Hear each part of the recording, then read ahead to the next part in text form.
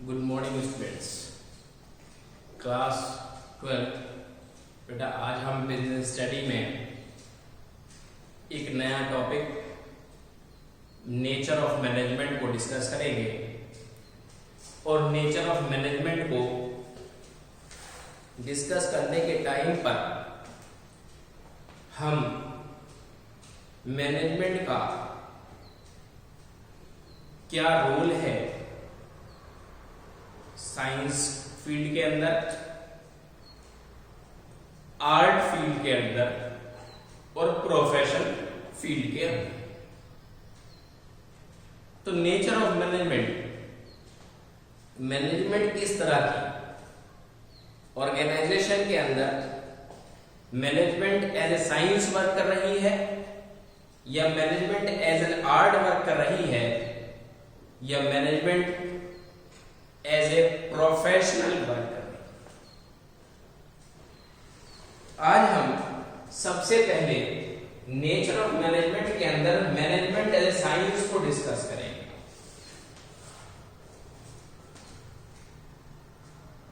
कि मैनेजमेंट जो है वो साइंस के फॉर्म में, उसके रूप में कैसे वर्क कर रही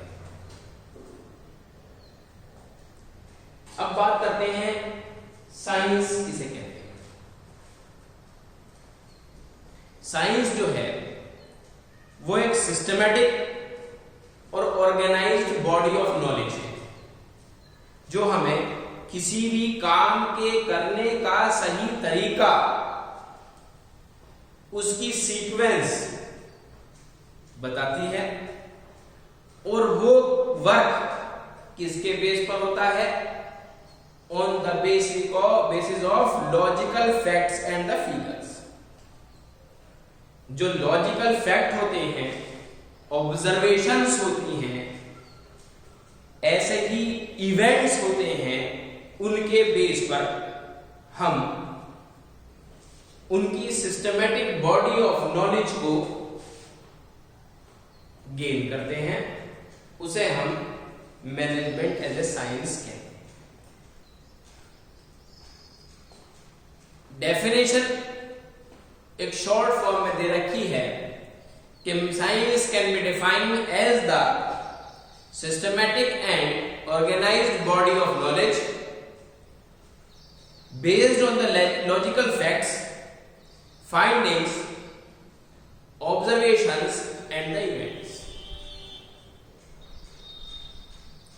Science comprises some basic principles which can be defined and verified.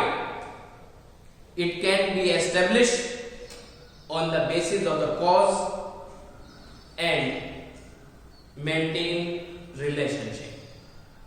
उसने कहा है कि मैनेजमेंट एज ए साइंस जब वर्क करता है तो साइंस जो है वो एक सिस्टमैटिक बॉडी ऑफ नॉलेज है जो हमें उसके फैक्ट्स और फिगर्स के बेस पर, उसके ऑब्जर्वेशंस के बेस पर, उसके इवेंट्स के बेस पर हासिल होती है। और उनके बेस पर कुछ प्रिंसिपल्स, कुछ सिद्धांत बनाए जाते हैं जो ऑर्गेनाइजेशन के अंदर यूज करने पड़ते हैं। मैनेजमेंट उन्हें फॉलो करता है और उनको कंडीशंस के, सिचुएशंस के अकॉर्डिंग वेरीफाइड करना पड़ता है कि जो कंडीशन, जो सिचुएशन अराइज हो रही है ऑर्गेनाइजेशन के अंदर, तो जो सिद्धांत बनाए गए हैं, प्रिंसिपल्स बनाए गए हैं, वो उस कंडीशन के साथ मैच हो रहे हैं या नहीं, उनको वेरिफिकेशन करने का एक मेथड है। तो उसे कहते हैं मैनेजमेंट एज ए साइंस। वो सारी चीजें कौन यूज कर रहा है? वो फैक्ट्स, वो फिगर्स, वो ऑब्जर्वेशंस, वो वेरिफिकेशन कौन यूज कर रहा है? मैनेजमेंट करती है। तो उसे मैनेजमेंट एज ए साइंस कहा गया है। इसी तरह से मैनेजमेंट एज ए साइंस में कुछ कैरेक्टरिस्टिक्स हैं, जिसे हम फीचर्स भी कह सकते हैं। तो पहली कैरेक्टरिस्टिक्स क्या है? जब आपने डेफिनेशन पढ़ी कि science can be defined as a systematic body of knowledge, तो ये पहली कैरेक्टरिस्टिक्स है। आप इसको कैरेक्टरिस्टिक मान सकते हैं कि सिस्टमैटिक बॉडी ऑफ नॉलेज। अब उन्होंने कहा है कि जो आपको थ्योरेटिकल नॉलेज दी जाती है, कितना आपको रॉ मटेरियल लेना है, कितनी उस रॉ मटेरियल के अकॉर्डिंग लेबर लेनी है, कितनी उसके लिए मशीनरी का यूज करना है, कितनी पावर का यूज किया जाएगा। इट मींस इन शॉर्ट आप ये कह सकते हैं कि कितने इनपुट जो है वो यूज किए जाएं और कितना उससे आउटपुट आ सकता है। इस बात की theoretical knowledge step by step होना क्या है, सिस्टमैटिक बॉडी ऑफ नॉलेज, जो मैनेजमेंट साइंस के अंदर बहुत जरूरी है। और इसको सिस्टमैटिक बॉडी ऑफ नॉलेज को साइलेंट फीचर भी कहा गया है। क्यों?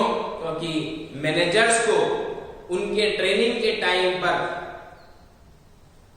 ये इंफॉर्मेशन अवेलेबल कराई जाती है, ये वो गेन कर कर आते हैं कि उनको थ्योरेटिकल नॉलेज क्या दी गई है और उस थ्योरेटिकल नॉलेज को जो है उन्हें अप्लाई करना है। Second point, principles are based on experimentation. मैंने क्या बताया, साइंस जो है वो फैक्ट्स और फिगर्स तो निकालती है, प्रिंसिपल्स में प्रिपेयर करती है, लेकिन किसके बेस पर? जब तक एक्सपेरिमेंट नहीं करनी थी। तो यहां पे कहा गया है कि एक्सपेरिमेंट करने के तरीके को वेरीफाइड किया जाता है, ऑथेंटिक किया जाता है उसे ऑर्गेनाइजेशन में यूज करके। इसलिए साइंटिफिक प्रिंसिपल जितने भी हैं वो ऑब्जर्वेशंस पर काम करते हैं, फैक्ट्स पर काम करते हैं, और वो ऑब्जर्वेशन वो फैक्ट्स कहां से आया है? एक्सपेरिमेंटेशन से आया।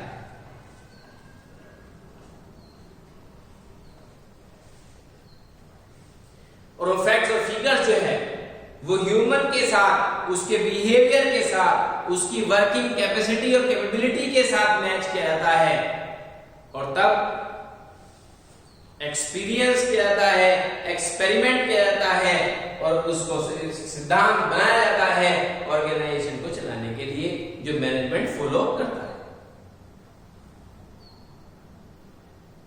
तो हम ये कह सकते हैं इस एक्सपेरिमेंटेशन के बेस पर कि मैनेजमेंट कंप्लीट साइंस नहीं है, लेकिन हम ये जरूर कह सकते हैं कि मैनेजमेंट पार्टली साइंस जरूर है। पार्टली का वर्ड इसलिए यूज किया गया कि मैनेजमेंट थ्योरेटिकल भी है, लेकिन थ्योरेटिकल के साथ साथ एक्सपेरिमेंटेशन बेस के ऊपर जो ऑब्जर्वेशंस आती हैं, जो फैक्ट्स, जो फिगर्स आती हैं, वो एक्सपेरिमेंटेशन के बेस पर आती हैं, इसलिए उसे साइंस कहा गया। कंप्लीट साइंस नहीं है। उसके बाद यूनिवर्सल वैलिडिटी। मैनेजमेंट के जितने भी प्रिंसिपल्स बनाए जाते हैं वो यूनिवर्सल होते हैं। उनका टर्म, उनका नेचर, उनका यूसेज यूनिवर्सल होता है। अब यहां बात करते हैं यूनिवर्सल की। साइंटिफिक प्रिंसिपल्स जितने भी बनाए जाते हैं वो सब फैक्ट्स, फिगर्स के बेस पर बनाए जाते हैं, एक्सपेरिमेंटेशन के बेस पर बनाए जाते हैं, और उन फैक्ट्स और फिगर्स के बेस पर बनाए गए प्रिंसिपल्स की वैलिडिटी जो है वो यूनिवर्सल होती है। You can applied in every type of organisation. जो सिचुएशन पर बनाया गया प्रिंसिपल है, वो सिचुएशन अगर किसी भी टाइप के ऑर्गेनाइजेशन के अंदर एनालाइज हो रही है, तो आप उन प्रिंसिपल्स को जो फैक्ट और फिगर्स के बेस पर बने हैं, एक्सपेरिमेंटेशन के बेस पर बने हैं, आप उसे यूज कर लीजिए। कितने टाइम तक यूज करिए, इसलिए कहा गया है यूनिवर्सल एप्लीकेबिलिटी या universal validity. You can apply in every type of organisation.